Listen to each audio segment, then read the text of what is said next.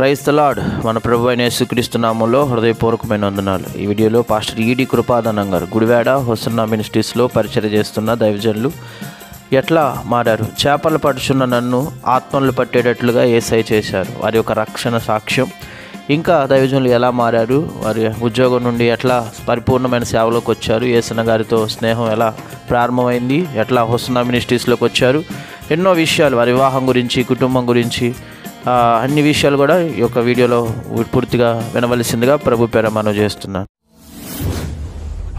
Faith comes by hearing the God's word. మన ప్రభు అయిన యేసుక్రీస్తు నామమున మీకు నా వందనాలు. గుడారాల పండుగ రజకోత్సవ సందర్భంగా నేను నా ప్రభువుతో హోసన్నా సహవాసంతోనూ కలిగి ఉన్న అనుభవాలను తెలియజేయటకు సంతోషించుచున్నాను. నా తల్లిదండ్రులు దేవుని యందు భయభక్తులు గలవారు. నా తల్లిదండ్రులకు నేను 3వ సంతానం. నాకంటే ముందుగా 2 మగపిల్లలు పుట్టి చనిపోయారు. నేను కూడా చనిపోతానేమని భయంతో బ్రతికితే దేవుని సేవ కొరకు సమర్పించుకుంటానని ప్రార్థించారు. నేను చిన్నవాడిగా ఉన్నప్పుడు ప్రార్థన చేయడం, దేవుని పని కొరకు సహకరించడం నాకు నేర్పించారు. కానీ నేను చదువుకున్న రోజులలో నా తోటి వారిని చూచి ఈ లోకపు అలవాట్లో కొన్నిటికి అలవాటు పడ్డాను. దేవుని సేవ చేయాలనే ఆశ నాలో లేదు. కాబట్టి 1966లో ఎస్ఎస్సి అయిన తర్వాత గుడివాడ ఏఎన్ఆర్ కాలేజీలో 1969 వరకు చదివి 1970వ సంవత్సరంలో టీచర్ ట్రైనింగ్ కొరకు గుడివాడ నుండి మచిలీపట్నం వెళ్తుండగా పెడన్ రైల్వే స్టేషన్లో నా పెట్టె దొంగలు ఎత్తుకుపోయారు. పెట్టెలో నా చదువుకు సంబంధించిన సర్టిఫికేట్లు అన్నీ ఉన్నాయి. ఎంత వెతికిన ఎన్ని ప్రయత్నాలు చేసినా నా సర్టిఫికేట్ దొరకలేదు. తర్వాత ట్రైనింగ్ స్కూల్ హెడ్ మాస్టర్ని స్కూల్లో చేర్చుకోమని 15 రోజులు సంబంధిత యూనివర్సిటీ నుండి డూప్లికేట్ తీసుకువచ్చి ఇస్తానని చెప్పినా చేర్చుకోలేదు. నిరాశతో ఇంటికి వచ్చి మాకున్న వ్యవసాయం చేస్తూ కాలం గడుపుచున్నాను. నా చిన్ననాటినే దేవుని సేవకు సమర్పించబడిన నేను 1969వ సంవత్సరంలో బాప్తీసం పొందినను సేవా సంబంధమైన ఆలోచనలు లేక ఆ రోజుల్లో కొందరు దేవుని సేవకులు పడుచున్న కష్టాలు, ఇబ్బందులు, బాధలు మరియు శ్రమలు కండ్లతో చూచి దేవుని సేవ చేయాలనే ఆశ నాలో పోయింది.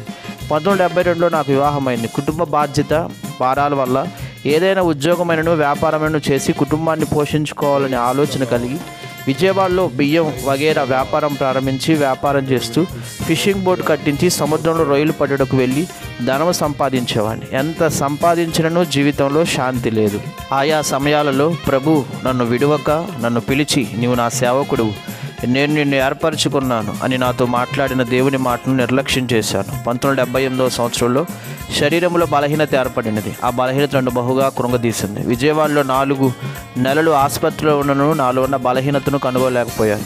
ఊపిరితిత్తులు పాడైపోయినవి, గుండె గవ్వటం పని చేయట్లేదు, మూత్రపిండాలు దెబ్బతిన్నవి, చిన్నమెదడు పని చేయటం లేదు అన్నారు.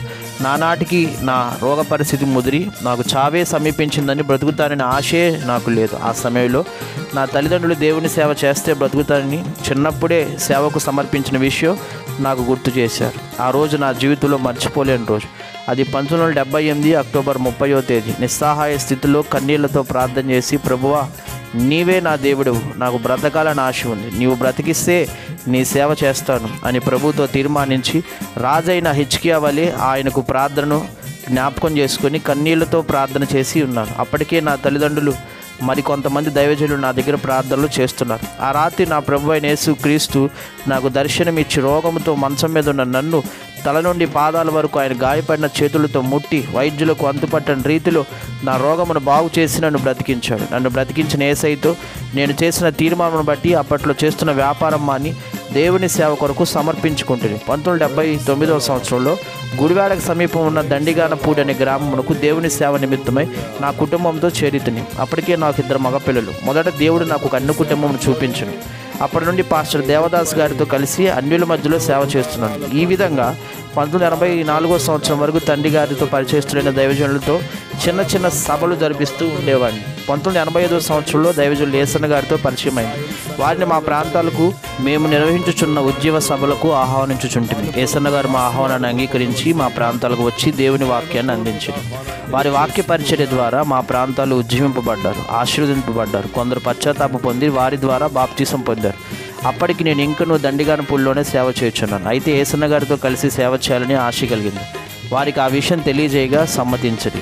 దైవజనులు యేసన్న గారు నేను గుడివాడ పట్టణంలో సేవ చేయట కొరకు ప్రోత్సాహపరిచి తీసుకుని వచ్చిరి. 1986వ సంవత్సరంలో సంపూర్ణ రాత్రి ఉపవాస ప్రార్థనలు ప్రారంభించబడినవి. ప్రతి నెలాఖరు రోజున జరిగేవి. దేవుని వాక్యం కొరకు దాహము గల ప్రజలు వేల కొలదిగా వచ్చి దేవుని వాక్యాన్ని విని ఆనందించు వచ్చిరి. దీర్ఘకాలిక వ్యాధిగ్రస్తులు స్వస్థత పొందిరి. వివాహమై 10, 15, 20, 22 సంవత్సరాలైన సంతానం లేని వారి ప్రార్థన వల్ల సంతానం పొందిరి.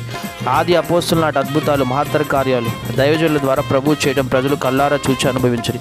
ఈ సంపూర్ణ రాత్రి ఉపవాస ప్రార్థన కార్యక్రమాలు ఆదివారం ఆరాధనలు గొప్ప దైవజనులు లాం జీవరత్నం అయ్యగా నిర్మించిన దేవాలయంలో జరిగేవి. 1993 సంవత్సరంలో హోసన్నా మందిర్ కొరకు స్థలాన్ని తీసుకున్నాం. 1994 సంవత్సరంలో తాటి ఆకుల పాక నిర్మించి ఆరాధనలు ప్రారంభించడం జరిగింది. 1990 సంవత్సరంలో ఇప్పుడున్న మందిరం నిర్మించగలిగాం. గుడివాడ పట్టణంలో హోసన్నా మినిస్ట్రీస్ తరపున బలమైన పరిచర్య జరుగుతున్నది. ఈ పరిచర్యలో నాతో కూడా నా పెద్ద కుమారుడు సుధాకర్ జాలిపూడిలోను, నా పెద్ద కుమార్తె భర్త స్టాన్లీ హోసన్నా మినిస్ట్రీస్ తరపున సత్యనపల్లిలోనూ సేవ కొనసాగుతున్నారు. దైవజనులు యేసన్న గారితో పరిచయమైన ఆనాటి నుండి ఈ పరిచర్యలో దేవుడు నన్ను ఆశీర్వదించి 1997 సంవత్సరంలో దైవజనులతో కలిసి ఇశ్రాయేల్ దేశాన్ని వెళ్ళడానికి కృప చూపించారు. దేవునికి స్తోత్రం. దేవుడు ఈ సేవారంగంలో ప్రతి అవసరాన్ని తీర్చి నన్ను, నా కుటుంబ సభ్యులను అనుగ్రహించిన సంఘమును ఆత్మీయంగాను శారీరకంగాను ఆస్వాదించి తృప్తిపరిచాడు. 2001 సంవత్సరంలో దేవుడు ఒక మంచి నివాస గృహాన్ని ఇచ్చాడు. ఈ పరిచర్య దినదినము అభివృద్ధి చెందుచు సంఘ సరిహద్దులు విశాలపరచబడుచున్నవి. 1200 మంది ఆదివార ఆరాధనలో పాల్గొని సంఘ సభ్యులుగా ఉన్నారు. నా కొరకు, ఈ పరిచర్య కొరకు, సంఘ సభ్యుల కొరకు మరియు మా కుటుంబ సభ్యుల కొరకు ప్రార్థించగోరుచున్నాను. దేవునికి స్తోత్రం. ప్రియులారా, విన్నారు కదా పాస్టర్ ఈడి కృపాదానం గారి యొక్క సాక్ష్యము, ఎలా మార్పు చెందారు, హోసన్నా మినిస్ట్రీస్లోకి ఎలా వెళ్ళారు, యేసన్న గారితో పరిచయం ఎలా కలిగిందో. నిజంగా నేటికి కూడా హోసన్నా మినిస్ట్రీస్ గుడివాడలో గొప్ప పరిచర్య చేస్తున్నారు. అద్భుతమైన పరిచర్య, ఘనమైన పరిచర్య దేవుడు వారి ద్వారా జరిగిస్తున్నారు. వారి కోసం ఇంకా ప్రార్థించండి. దేవునికి స్తోత్రాలు. మీ అందరికీ వందనాలు. మరొక సాక్ష్యంతో మరొక వీడియోలో కలుసుకుందాం. అంతవరకు దేవుని కృప మనకి తోడే ఉండను గాక. Praise the lord. God bless you all.